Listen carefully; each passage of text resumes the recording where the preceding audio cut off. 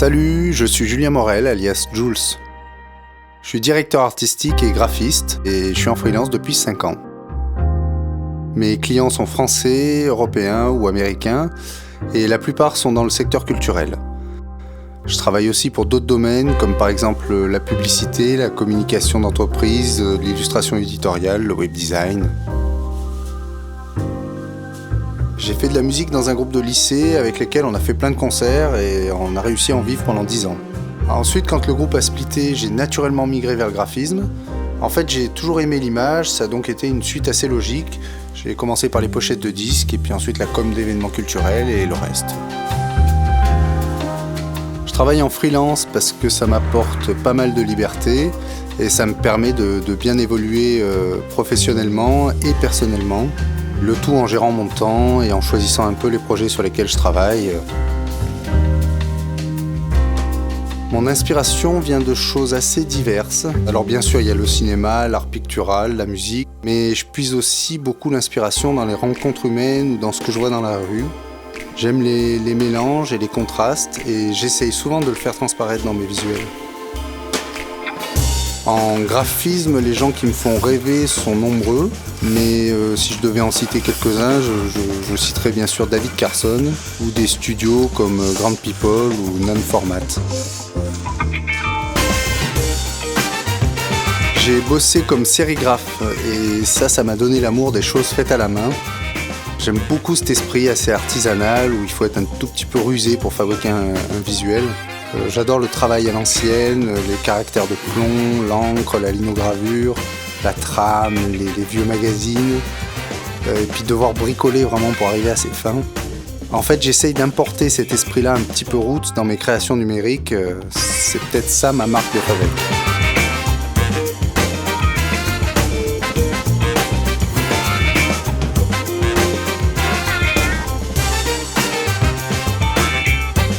Si je devais définir une ligne de conduite, souvent je commence par noter les idées qui me viennent sous forme de petits croquis. Après, j'attaque une ou plusieurs directions sur le Mac pour finir par travailler un seul visuel à présenter en fait. En tout cas, j'aime bien quand un visuel ne soit pas celui qu'on attend, qu'il n'aille pas dans la direction attendue et qu'il surprenne, et moi y compris.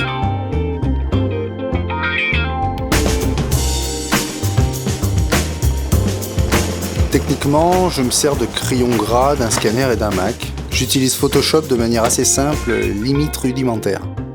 J'utilise pas vraiment les filtres, plutôt les calques de fusion, les calques de réglage avec les masques, la gomme et les brushes, mais avec des formes assez simples. J'ai aussi une collection personnelle de textures assez importante. Pour la collection Ten, Fotolia m'a proposé le thème de la nourriture. J'ai cherché à éviter un petit peu l'image trop évidente sur le sujet, celle qui te vient un peu directe, genre par exemple l'effet explosion d'aliments. Je suis parti assez vite sur l'idée d'une opposition. Au départ, j'avais attaqué un autre visuel qui soulignait de manière un peu trop directe les inégalités de possession entre les peuples. Comme je voulais un message un peu plus subtil et un peu moins fermé, j'ai bifurqué sur une idée d'image qui parle à tous et qui suggère la différence de consommation de nourriture de manière un peu plus fine. On y verra ceux qui ont et ceux qui manquent, mais aussi ceux qui mangent trop et ceux qui se privent. L'idée, c'était aussi que le final laisse la porte ouverte à l'interprétation de chacun. Comme le sujet était un peu dur, j'ai voulu l'adoucir en y incorporant un peu plus d'humour afin de distancier le message. Je suis donc allé sur la banque d'images Fotolia afin de trouver une idée un peu plus précise. J'ai trouvé ce poisson, là, le fougou, qui avait un beau rendu. Je l'ai détouré et je lui ai ajouté un œil et une bouche remplie et un peu plus vorace. Ensuite, toujours sur le site de Fotolia, j'ai trouvé le chat sphinx. Je lui ai redressé la tête.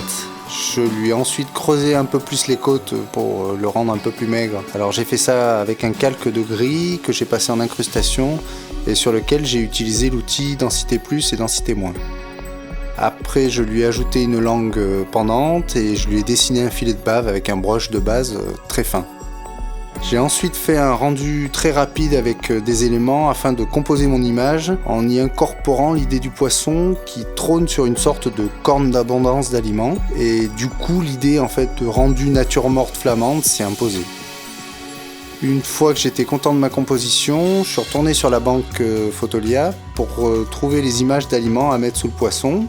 J'ai traité le rendu de chaque élément indépendamment. J'ai détouré, puis j'ai mis dans un calque dynamique chaque photo. Je l'ai nettoyé, j'ai dupliqué le calque et je l'ai flouté pour éliminer les derniers défauts.